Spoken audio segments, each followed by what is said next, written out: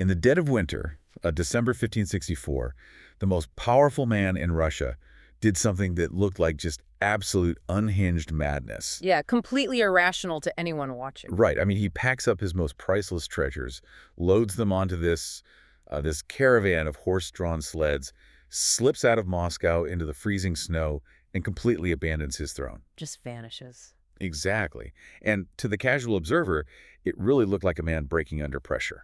But in reality, it was one of the most brilliant, terrifying, and just perfectly executed psychological traps ever set in the history of human power. It's a wild story. It really is. So welcome to your custom deep dive. We are so thrilled you're joining us for this one. Today we're taking a journey specifically tailored for you, the learner. You brought us this massive, truly intimidating text. Yeah, it's a distillation of over 3,000 years of strategic thinking, drawing from ancient China, Renaissance Italy, the courts of France, and beyond. And you asked us to filter it through a very specific structural lens, which I love. Me too. We aren't just going to read you a list of rules today. We're going to deconstruct the actual mechanics of power through two distinct phases. Right, so phase one is the initial strategy, like how you enter the game, how you set the board, and how you gain that vital leverage. And then phase two is defense and maintenance, which is, how you protect the crown, manage your reputation, and actually survive the incredibly dangerous long game once you have the power.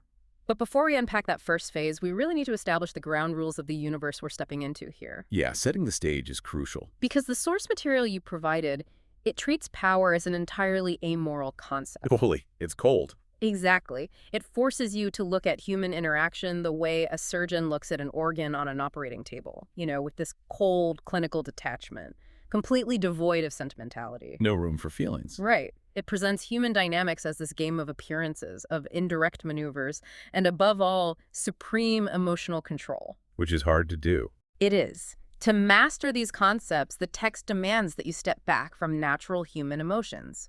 You have to temporarily suspend your empathy, your sense of fairness, your anger, your ego, and just view the world with total objectivity. Okay, so we're putting on our surgeon's masks and looking at the raw mechanics of ambition.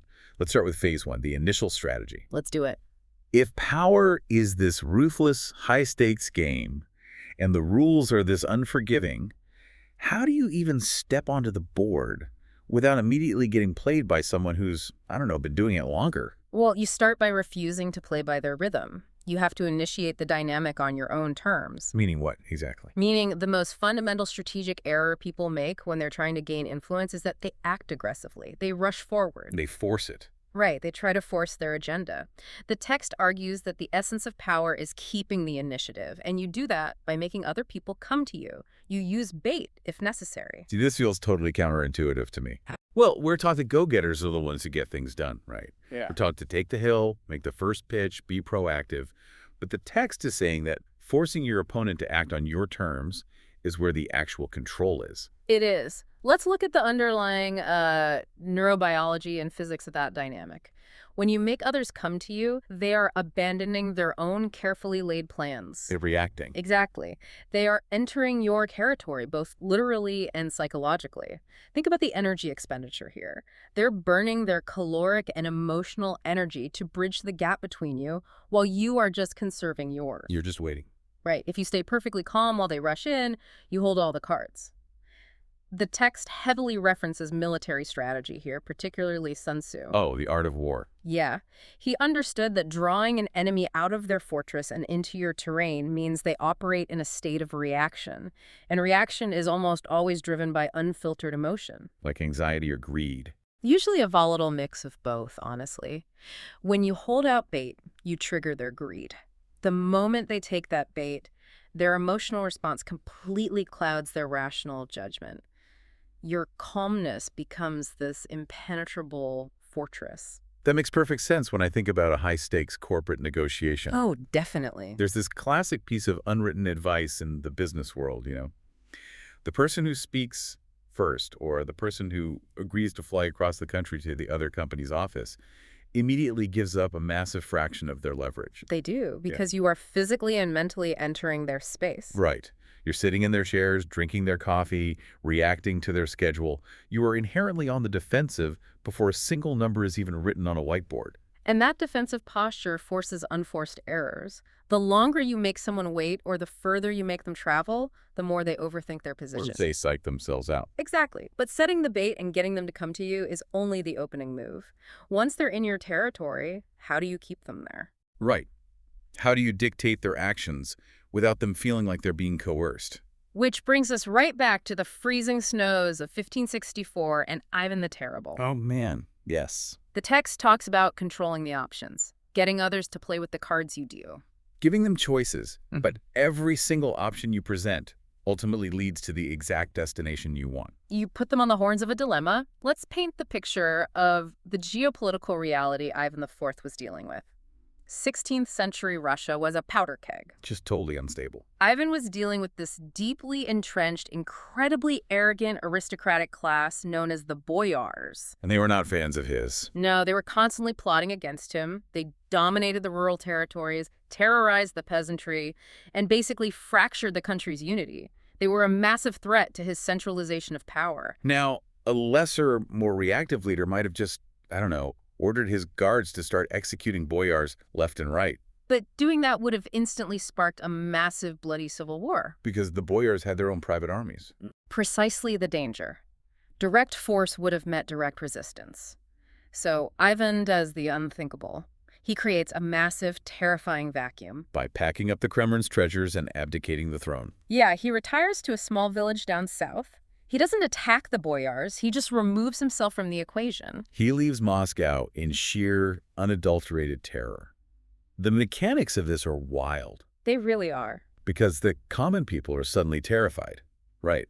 The only thing protecting them from the brutal boyars was the Tsar. And the boyars are terrified because without the Tsar, the peasants are going to rise up and slaughter them in their beds. It's a complete mess. Plus, the boyars don't even trust each other, so they're immediately worried about rival aristocratic families launching a coup. It's paranoia everywhere. So Ivan essentially hands them a multiple-choice question. Option A, you can have absolute chaos, the collapse of the state, and a bloody civil war without me. Or, option B, you can have absolute dictatorial power with me. And we know how history played out. We do. The boyars and the leaders of the church literally marched through the freezing Russian winter, trekking through the snow to Ivan's tiny village, getting on their knees, begging him to return. Just totally surrendering. And they didn't just ask him to come back. They proactively offered him absolute, unchecked authority to govern exactly as he pleased. Including the right to execute any boyar he deemed a traitor without trial. Exactly. Wait, I have to push back here, though. Isn't this strategy incredibly reckless? How do you mean? I mean, giving your enemies options inherently carries the risk that they pick the option you don't want. What if the boyars had just called his bluff? Like, called his bluff and taken over. Yeah. What if they had said, fantastic, stay in your little village, we'll take the chaos, squash the peasants ourselves, and rule Moscow?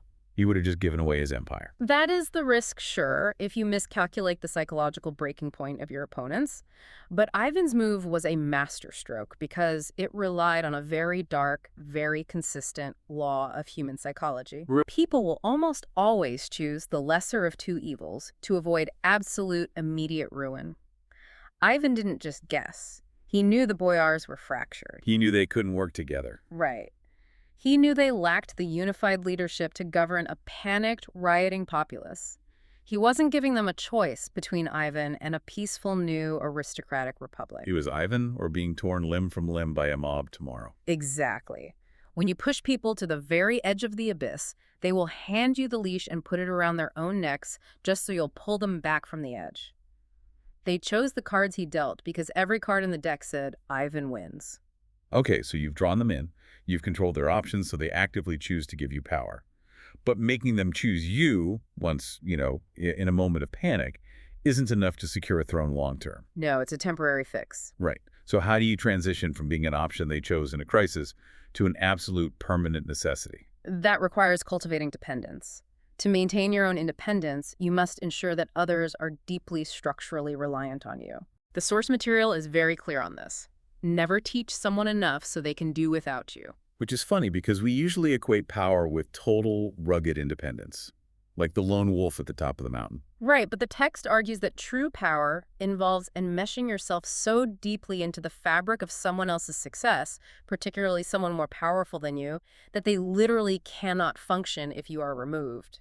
The story of Louis the Adives of France and his astrologer is the absolute perfect illustration of this mechanic. Oh, it's brilliant. So we're in the 15th century. The king has this court astrologer who makes a bold prediction. He accurately predicts that a specific lady of the court is going to die in 8 days. And she actually does. And she does. Now, instead of being impressed, the king is terrified. Hmm. His thought process is, this guy either murdered her to prove his science is real, or his magic is so powerful that he's a direct threat to the crown. Rational, kingly paranoia. Exactly. So the king summons the astrologer to his room, high up in the castle, and he has this secret plan. He's told his guards that when he gives a specific signal, they are to grab the astrologer and hurl him out the window to his death on the courtyard stones below. It's a classic brute force approach to eliminating a perceived threat. Right. But before he gives the fatal signal, the king decides to test the man one last time. He looks at the astrologer and says, "Since you know so much, what is your own fate? How long do you have to live?" Such a trap. And the astrologer, who clearly senses the trap and the tension in the room, looks the king dead in the eye and says, "I shall die exactly 3 days before your majesty." It's a stroke of absolute life-saving genius. In a single brilliant sentence, the king goes from wanting to hurl this guy out a window to protecting him at all costs. Because suddenly, the astrologer is given the best doctors in the kingdom, the safest quarters, the finest food. The king's survival is now psychologically linked to the astrologer's survival. Notice the mechanism there, too. The astrologer didn't threaten the king. He didn't build an army. He simply tied their fates together. That's incredible. The text also brings in the historical example of Otto von Bismarck in the 19th century. Oh, the Iron Chancellor. Exactly. Bismarck enmeshed himself so deeply in the Prussian king's work handling all the most complex, volatile, foreign and domestic policies that the king realized he couldn't navigate the political landscape without Bismarck's iron and blood strategy. He became indispensable. Bismarck didn't bully the king. He simply made it undeniably clear that if he left, the whole edifice would collapse. I see this constantly in the modern corporate world, by the way. How so? It's exactly like being the only senior IT engineer who actually understands the labyrinthine legacy code base that processes all of the company's daily payments. Oh, wow. Yeah. You don't need to be the CEO to have power. You don't even need a fancy title. If you hold the keys to the critical infrastructure and you make sure no one else fully knows how it works, you become completely fireproof. They can't fire you. They can't downsize you because their daily survival depends on your specific knowledge. That is the exact modern parallel. You never want to fall into the trap of being easily replaced by a cheaper, younger mercenary. The text explicitly warns against becoming like the condottieri in Renaissance Italy. We should probably define that for the listener. Mm. Who were the condottieri? The condottieri were freelance mercenary captains. Italian city-states would hire them to fight their wars. They were highly skilled, but their power was incredibly fragile because they were, by definition, interchangeable. Right, because if one mercenary captain demanded too much money, a duke could simply hire a different one. Exactly. They had no structural necessity. To wield real power, you must not be a mercenary. You must be the central nervous system of the operation. Okay, so we've set the trap by conserving our energy. We've controlled their options so they put the crown on our head. And we've made ourselves structurally irreplaceable. A solid phase one. But there is one more major offensive maneuver in this initial strategy phase, and it relies heavily on exploiting the ego. The text talks about disarming and infuriating targets with the mirror effect. This strategy is deeply rooted in our understanding of human narcissism. Right. A physical mirror reflects reality, but in the psychological game of power, mirroring is the ultimate tool for seduction and deception. How does it actually work in practice? By mirroring your targets, echoing their ideas, adopting their pace of speech, mimicking their values, sharing their grievances, you seduce them into the comforting illusion that you are exactly like them. The historical example of Alcibiades of Athens is just wild here. It's one of the best. This guy was an absolute chameleon. He was this incredibly ambitious Athenian statesman, used to high culture, philosophy, wealth. But political tides turn, and he's forced to flee Athens and seek asylum in Sparta. And the Spartans are not like the Athenians. Not at all. The Spartans are legendary for being austere, tough, no-nonsense warriors. They despise Athenian luxury. So Alcibiades arrives in Sparta, and he completely, radically reinvents himself overnight. Just flips the switch. He starts taking freezing cold baths in the river. He eats their coarse, notoriously disgusting black broth without complaint. He refuses to trim his hair or wear fine clothes. And the Spartans are completely amazed. They look at him and think, this guy isn't an elite, soft Athenian snob. He's more Spartan than we are. They fall completely under his spell. Because he perfectly mirrored their deepest cultural values, validating their entire worldview. But the story doesn't even end there. He eventually has to flee Sparta, mostly because he seduced the Spartan king's wife, which is just a whole other level of audacity, and he defects to Persia. And Persia is... The Persians are the exact polar opposite of the Spartans. They value extreme luxury, opulence, fine wines, elaborate silk clothing. So what does he do? He instantly drops the tough guy Spartan act. He starts wearing the finest silks, drinking the most expensive wines, and becomes the most lavish, decadent Persian at the court. And again, it works flawlessly. The Persians love him. It's incredible. But I have to ask, if I go into my office tomorrow and just start aggressively agreeing with everything my boss says, mirroring their hobbies, repeating their opinions back to them, aren't I just going to look like a transparent kiss-up? Yeah, you would. Because people can spot a sycophant a mile away. Yeah. How is this different from just being a massive suck-up? That is a crucial distinction. Sycophancy is clumsy, it is superficial flattery, and you're right, people with any degree of emotional intelligence can spot it and are repulsed by it. It's annoying. Right. True mirroring, as the text describes, is about reflecting core values and underlying psychology, not just parroting words. It requires deep observation. Give me an example. You don't just agree with their opinion on a project. You align with their deeper anxieties and aspirations. If your boss views themselves as a rugged, self-made maverick who fights against corporate bureaucracy, you don't flatter their tie. You mirror their frustration with the bureaucracy. Exactly. You present yourself as a fellow soldier in their specific ideological trench. Human beings are profoundly narcissistic at our core. We are all walking around wrapped in our own subjective egos, desperate to be understood. We just want to be seen. Yes. When someone comes along and subtly, perfectly mirrors our worldview, it is immensely intoxicating. We drop our critical defenses because we're so captivated by our own reflection in them. The mirror effect lowers their guards so completely that they never see your actual underlying strategy. But the text gives a pretty severe warning here, right? Yeah. It's not a mask you can wear forever without consequences. No, the danger is immense if overused. The text explicitly notes that Alcibiades' brilliance eventually led to his downfall. He was eventually murdered because the various factions, the Athenians, the Spartans, the Persians, they all realized they had been played. The illusion broke. When the mirror cracks and people realize that your profound empathy or your shared values were just a calculated theatrical performance, the sense of betrayal is absolute. You go from being their favorite reflection to a sociopathic monster in their eyes. So you have to be careful. The mirror effect must be used surgically, and you must solidify your power before the illusion fades.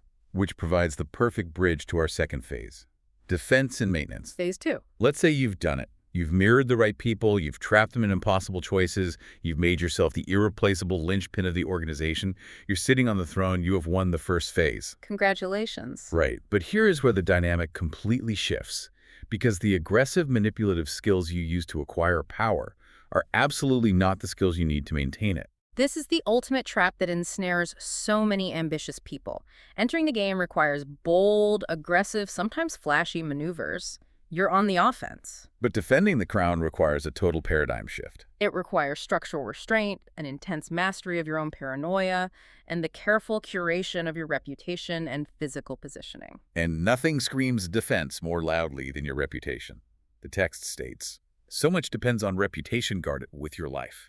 It's the foundation. It argues that reputation is the actual cornerstone of lasting power. You can win battles, secure contracts, and intimidate rivals without ever firing a shot if your reputation is strong enough. But the second it slips, the second there is a chink in the armor, you are dead in the water. Reputation acts as an invisible preemptive shield. Think about how it functions in reality. Your reputation precedes you into a room before you even speak. It colors how everyone interprets your completely mundane actions. If you have a cultivated reputation for being utterly ruthless and vindictive, people will yield to you preemptively just to avoid the perceived hassle. They just don't want to deal with you. Exactly. Conversely, if you have a reputation for being a master strategist who is always 3 steps ahead, people will second-guess their own brilliant plans just because you happen to be in the game.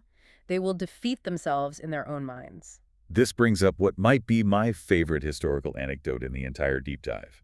Chuko Liang, famously known as the Sleeping Dragon, during China's War of the Three Kingdoms. Oh, this is a masterpiece. This guy's reputation for deception, for laying brilliant, deadly traps, was legendary across the entire continent. He was the ultimate practitioner of psychological warfare in his era. Exactly. So set the scene. Yang is resting in a small, relatively undefended town with a tiny garrison, maybe 100 soldiers. Suddenly, his scouts rush in with catastrophic news. The enemy general, Sima Yi, is marching directly on the town with a massive army of 150,000 men. A literal nightmare scenario. Liang's situation is mathematically hopeless. 100 men cannot fight 150,000. If he fights, he dies. If he flees, he gets run down by cavalry and dies. But instead of panicking, he leans entirely into the sheer weight of his reputation. He plays the psychology of the man, not the pieces on the board. He orders his men to take down all their defensive flags, throw open the city gates completely wide, and hide out of sight.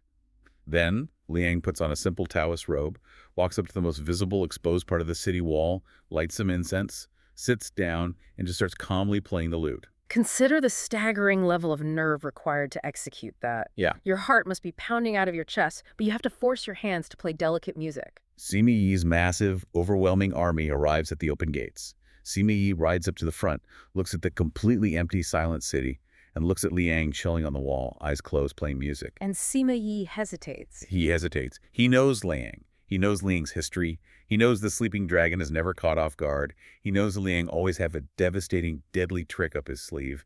His reputation is blinding Sima Yi. Sima Yi is so utterly intimidated by the reputation of the man on the wall that he convinces himself the empty city is an elaborate suicidal ambush. Sima Yi orders his 150,000 troops to retreat from an empty town. It's unbelievable. Sima Yi wasn't defeated by soldiers or arrows or superior high ground. He was defeated by Liang's carefully cultivated narrative. Liang's reputation for being smarter than everyone else became a physical weapon capable of repelling an army. It's like a magic trick.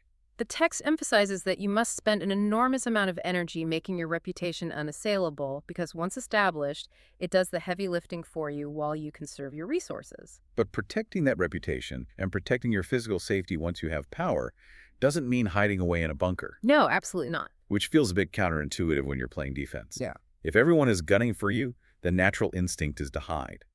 But the text explicitly states, do not build fortresses to protect yourself. Isolation is dangerous. It is a very natural, almost biological instinct. When you acquire power, wealth, or a high position, you suddenly have a target on your back. You feel the anxiety of the crown. Right, you want to protect what's yours. The instinct is to retreat, to build high walls, to surround yourself only with heavily vetted guards, and to shut out the chaotic, unpredictable world. But the text argues that building a fortress is fatal. Because power requires constant social circulation. The text contrasts two incredible examples to prove this point. First, let's look at Louis XIV of France. He builds the Palace of Versailles. Yes. Now, in the modern imagination, we think of Versailles as this ultimate symbol of luxury, royal excess, decadent parties. But the text reveals it was actually a brilliant, suffocating security apparatus. It was essentially a panopticon disguised as a pleasure palace. We should unpack panopticon for the listener. What exactly does that mean in this context? So, a panopticon is an architectural concept originally designed for prisons.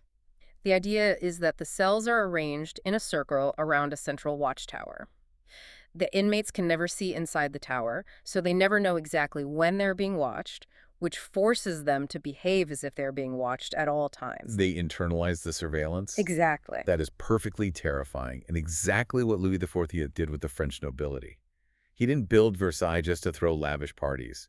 He built it to force the entire powerful French nobility to abandon their regional power bases, their own castles and private armies out in the provinces, and come live under his roof. Keep your enemies closer. He structured the entire day so that everyone was watching everyone else. There was zero privacy. Even his act of waking up in the morning, the lever ceremony, was weaponized. Explain the mechanics of the lever ceremony because it perfectly illustrates the psychology of the panopticon. So, the king waking up and getting dressed became a high-stakes political event. It sounds absurd to us now. It does. The most powerful dukes and lords in France would crowd into his bedroom just to watch him get out of bed.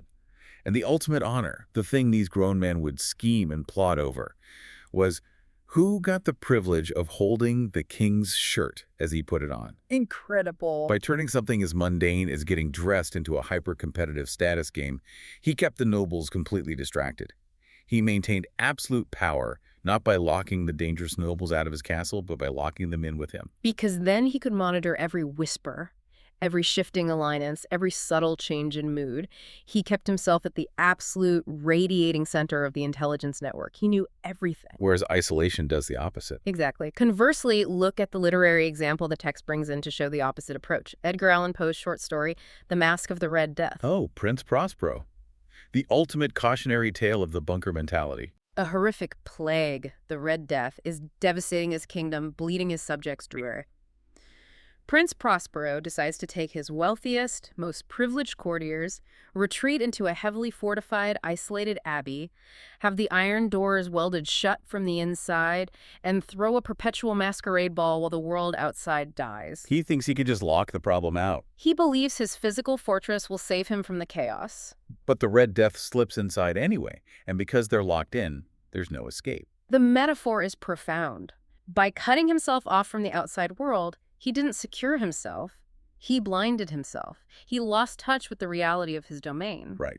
In the practical game of power, isolation deprives you of a single most important resource you need to survive: unvarnished information. When you are isolated in the C-suite or in a literal palace, your enemies can plot in the dark. Exactly. You become entirely reliant on the filtered, biased information brought to you by the few gatekeepers allowed inside your fortress. And those people might be actively plotting against you themselves. You cannot defend against what you cannot see. Okay, so you're circulating, you're gathering raw intelligence, you're not hiding in your office. And suddenly, through your network, you spot a threat.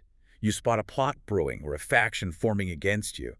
How do you handle it without looking like a paranoid tyrant who just crushes dissent? Because we established that brute force can backfire. Right, direct force creates martyrs. The text offers a surgical solution. Strike the shepherd and the sheep will scatter. This law is about the critical importance of diagnosing the actual source of a problem rather than treating the symptoms. In any group dynamic, a kingdom, a corporate division, a social circle trouble can almost always be traced back to a single strong-willed individual. An agitator. An arrogant underling who feels overlooked. A poisoner of goodwill who subtly undermines authority. It's that one person who's constantly stirring the pot, the one who brings the morale of the entire room down the second they walk in. Exactly. The text explicitly warns against the natural instinct to try and negotiate with these people. It warns against trying to appease them or trying to win over their followers. Because the followers aren't the problem. The followers are not the problem. They are just sheep reacting to the emotional energy of the instigator. If you strike the instigator, the shepherd, the followers instantly lose their focal point, their courage evaporates, and they scatter. The historical example the text uses here is the ancient Athenian practice of ostracism, which is just a fascinating, brutal piece of civic engineering. Very brutal. The Athenians had this incredibly pure form of dealing with arrogance. If a leader became too powerful, too divisive, or too full of himself, the citizens didn't assassinate him. They could literally vote to kick him out of the city for 10 years. They would write the person's name on a piece of broken pottery, an ostracon. And what is vital to understand is that it didn't matter what you had done for the city in the past. Past heroism was not a shield against present toxicity. Right. The text mentions Themistocles. This guy was a legendary general, a bona fide hero, who practically saved Athens from the invading Persians at the Battle of Salamis. He was a superstar. But over the years, the ego got to him. He became arrogant. He was constantly reminding everyone of how great he was, demanding special treatment, stirring up resentment, and polarizing the political landscape. He became the toxic element. So what did they do? The Athenians didn't argue with him. They didn't try to put him through leadership training or reform him. They voted, handed him his walking papers, and banished the hero of the Republic for a decade. They understood group psychology. They removed the tumor before the cancer of factionalism could metastasize and destroy the democratic body. It is so applicable to modern corporate or even community dynamics. Think about a board of directors or a management team. There's almost always that one person who creates the drama, who subtly undermines the leadership in meetings, who breeds negativity in the break room. A lot of managers waste months, sometimes years, trying to appease that person, or they try to punish the whole team for bad morale. But if you just have the courage to remove that one toxic element, fire them, reassign them to an isolated project, cut them off from the group, the rest of the team suddenly returns to normal. You don't treat the symptoms, you surgically remove the cause. And that surgical, psychologically nuanced approach is equally vital when you are trying to implement your own vision. Once you are securely in power, you will inevitably want to change the environment you control. You want to make your mark. Right, you want to leave a legacy. But this is where many new leaders destroy themselves. The text offers a crucial warning regarding change. Preach the need for change, but never reform too much at once. This one feels like a direct lesson in the evolutionary psychology of the human brain. We always say we want change, we vote for change, we buy products that promise change. But the text argues that actual deep structural innovation is deeply traumatic to the human psyche. It really is. It creates a sense of profound existential insecurity. Look at the cognitive dissonance involved. People anchor their identities, their sense of safety, and their understanding of the world in daily rituals, in the way things have always been done. Yeah, routine is comforting. If you are a new leader or an outsider brought in to reform a failing system, and you rip away those psychological anchors overnight, the brain interprets that not as improvement but as a threat to survival. It will inevitably spark a revolt. Which brings us to the tragic story of Thomas Cromwell in the 1530s. A classic misstep. Cromwell is the brilliant, ruthless architect behind King Henry VIII breaking away from the Catholic Church in Rome to form the Church of England. Obviously, a massive tectonic shift in politics, religion, and wealth. But Cromwell, emboldened by his massive new power and the king's favor, moved way too fast. He was a brilliant administrator, but he completely lacked psychological nuance when it came to the common people. Completely blind to it. He didn't just change the leadership at the top. He didn't just swap the Pope for the king. He went down into the local communities. He ordered his men to smash Catholic relics, to destroy the local monasteries that served as hospitals and schools. Just ripping away their safety nets. And he upended centuries of comforting, daily rituals that the common peasants relied on to make sense of a harsh world. He stripped away their psychological safety blankets overnight. And what happened? It didn't make them enlightened Protestants. It sparked massive, violent, bloody revolts across the country, like the Pilgrimage of Grace. And it eventually cost Cromwell the king's support and, ultimately, his own head. What is fascinating here is the text's specific advice on how Cromwell should have handled necessary change. It states that if you must innovate, you must disguise your reforms. Disguise them how? You must present them to the masses as a gentle improvement on the past. If you are introducing a radical, terrifying new idea, you should drape it in the comforting, familiar clothing of tradition. You pay lip service to the old ways, you maintain the old titles, you keep the familiar daily rituals intact, even while you are completely hollowing out the core and replacing it with your new system. You sneak the medicine in the applesauce. Exactly. You respect the appearance of stability while executing your revolution in the shadows. I was trying to think of a modern equivalent, and it's exactly like a major software company updating an app that 1 billion people use. Oh, that's a good comparison. If you change the underlying back-end code so it functions completely differently, that's fine. But if you radically change the user interface, if you move the buttons around and change the colors all at once, users absolutely panic and revolt. They hate it. So the smart companies change the back end, but they keep the interface looking almost exactly the same, making only tiny incremental tweaks over years so nobody notices the revolution happening. That is a perfect modern synthesis. You manage the psychological transition, you manage the anxiety, and managing psychological states brings us to the final and perhaps the most difficult law of defending your power. Light on me. It is about managing your own internal neurochemistry. The rule is, do not go past the mark you aimed for. In victory, learn when to stop. The text makes a chilling claim here. It says the exact moment of victory is the moment of your greatest peril. This is a profound, incredibly counterintuitive insight. Why is victory dangerous? Because victory is chemically intoxicating. It feels too good. When you win, when you crush an opponent, your brain floods with a surge of dopamine and adrenaline. You experience an explosion of ego and absolute confidence. You feel literally invincible. And in that highly emotional, chemically altered state, rational calculation goes entirely out the window. You start making sloppy choices. You think, if I pushed this far and succeeded so easily, I should push even further, I should take everything. That emotional arrogance creates overreach, and overreach stretches your resources thin and creates desperate new enemies. The historical story the text uses to illustrate this is brutal, gory even. It's the story of Cyrus the Great. The founder of the magnificent Persian Empire, one of the greatest conquerors in history. He builds this massive empire, he conquers the impenetrable city of Babylon, and he is feeling like a literal living god. No one can touch him. Then he sets his sights on this fierce, nomadic warrior tribe called the Machiavelli, who are led by a formidable woman, Queen Tamiris. A very bad target to pick. Now, Cyrus doesn't beat them in a straight fight right away. He uses a clever, deceptive trick. He sets up a camp, leaves a massive feast with tons of strong wine, and then fakes a panic retreat. The Machiavelli warriors, including the queen's own son, rush in, take the camp, eat the food, drink all the wine, and pass out completely drunk. Hook, line, and sinker. Cyrus returns in the dead of night, slaughters the incapacitated army, and captures the son, who later kills himself out of deep shame. From a strategic standpoint, Cyrus achieved his initial goal. He neutralized the immediate military threat to his borders using minimal Persian blood. Exactly. He won, and Queen Tamiris sends him a message. She essentially gives him the perfect exit ramp. She says, "You won by a trick, a poison, not an honorable battle. Take your victory, give me back my son's body, and leave my country. Be content with what you have. If you don't, I swear by the sun god I will give you more blood than you can drink." It was a perfect moment to stop.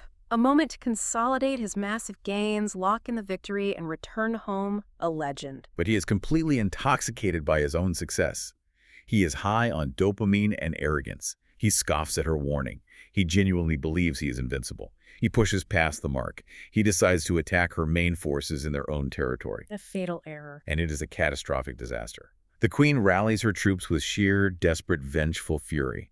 The nomadic warriors completely decimate the supposedly invincible Persian army. Cyrus the Great is killed in the mud of the battlefield. And she keeps her promise. And Queen Tamiris makes good on her dark promise. She searches the battlefield, finds his corpse, takes his severed head, and shoves it into a wineskin filled to the brim with human blood. It is a horrifying, graphic, and necessary reminder that high-level strategy must be controlled by cold reason, never by emotion. The text emphasizes that there is no substitute for careful, detached planning. You must set a specific, concrete goal before you act. And the very second you reach that goal, you must force yourself to stop. Hit the brakes. You have to step back, lock down your surging emotions, and consolidate your position before the shifting, unpredictable tides of luck and circumstance turn against you. Okay, note to self. When you win the negotiation, when you get the promotion, when you close the deal, take the win, say thank you, and walk out of the room. Do not keep talking. Do not go looking for the bloody wineskin. The intoxication of success is the ultimate enemy of enduring power. So let's synthesize this massive, incredibly dark journey we have just taken. We started by asking how you survive the brutal game of power, from the very first move to holding the crown long term. And we have seen that it requires two distinct, almost entirely contradictory phases of psychological mastery. In phase 1, initial strategy, it is entirely about controlling the dynamic and the options. You conserve your energy by letting them burn theirs, making others come to you. You create the powerful illusion of freedom by controlling their options, so they always inevitably choose your desired outcome, like Ivan and the Boyars. You secure your position by enmeshing yourself so deeply into the machinery that they become entirely dependent on you, like the astrologer. And you lower their natural defenses by holding up a psychological mirror to their own narcissism, like Alcibiades. But then, in phase 2, defense and maintenance, the necessary skill set completely flips. The aggression that won you the power becomes the very thing that will destroy you. You must rely on the invisible, preemptive shield of your carefully cultivated reputation. You must actively resist the incredibly strong biological urge to isolate yourself in a protective fortress, forcing yourself to circulate and gather raw intelligence. When threats inevitably emerge, you don't fight the whole army. You surgically strike the shepherd to scatter the sheep. If you must change the system, you soothe people's deep anxieties by disguising radical reform as gentle, familiar tradition. And finally, you must conquer your own biology, learning to stop at the exact moment of victory before the arrogance of success destroys you. The overarching theme here, the learner, is that wielding and maintaining power is an intensely unnatural act. It demands that you master your own chaotic, reactive emotions, your pride, your need for validation, your anger, your greed, before you can ever hope to master the emotions and actions of others. It is a triumph of calculating clinical reason over natural human impulse. So, as you process all this, as you step out of the surgeon's operating theater and back into your reality, I want you to look at your own life, your own career, your own daily negotiations. Where are you rushing past the mark? Where are you letting the high of a small victory blind you to the larger war? And where are you letting raw emotion dictate a strategy that requires cold, cool detachment? This journey raises one final important question, though, and it's one the text, in its brutal honesty, forces us to confront. What's that? The laws of power we just discussed demand constant, exhausting vigilance. They demand the perpetual wearing of masks, the suppression of genuine empathy, and the treatment of even close friends as potential eventual enemies. If you must view every single human interaction as a calculated strategic chess match to be won or lost, at what point does the enormous cost of holding that power strip you of the very humanity that makes life worth living in the first place? Is true, absolute power ultimately just absolute terrifying loneliness? That is a heavy, lingering thought to end on. But that is exactly why we do this. Thank you, the learner, for trusting us with this deep dive into the shadows of human ambition. Tread carefully and thoughtfully with your newfound knowledge. And remember, keep your eye on the board.